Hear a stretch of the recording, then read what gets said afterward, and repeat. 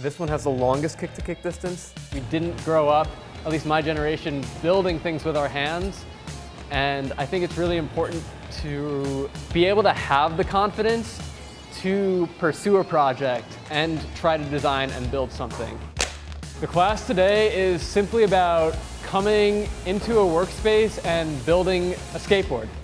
I got started teaching this class to help encourage more people to be creative and have more confidence in creating things. I've been able to watch how Bo builds boards in the past, and so it was really cool to actually be on the other side of it and be part of the making process. I've been skateboarding for almost 20 years, and I've been building boards for about 5 years. So having that combined experience allows me to kind of come at it from both angles of this is how to make a board and make a good quality product, but this is also how it's gonna work. Translate those lines. I really wanted a specific wheelbase. That's basically the distance between wheel to wheel. Bo had to show me exactly how to mark out the distances between where the wheels were going to be. So when we're making the measurements and drawing the lines, it's really important to be precise because that is what you're going to build too. There were a bunch of different templates for different size boards, different shapes. So I chose a template that I thought matched the size I wanted, and it was really cool. You have boards that are fatter, some that are skinnier. Depending on what kind of footing you have really determines what kind of board selection that you will choose. So the first thing is going to be punching the holes.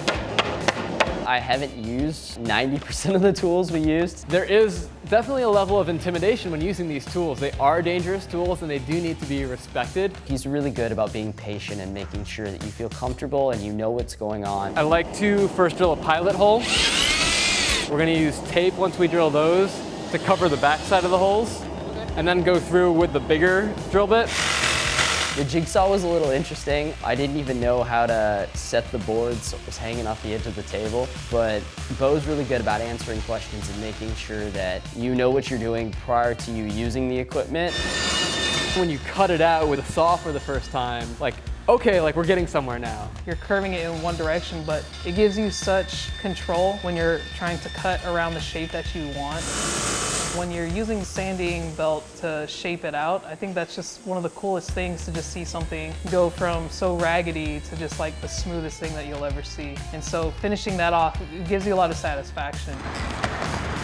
Growing up, when you bought skateboard, you just selected the artwork that was on it, but understanding the different shapes and actually how to pick a board, it gives you a different perspective about skateboards. It's not just a board with wheels on it. There's actual physics and science to it that these makers are teaching us. I think that's like one of the coolest things about it.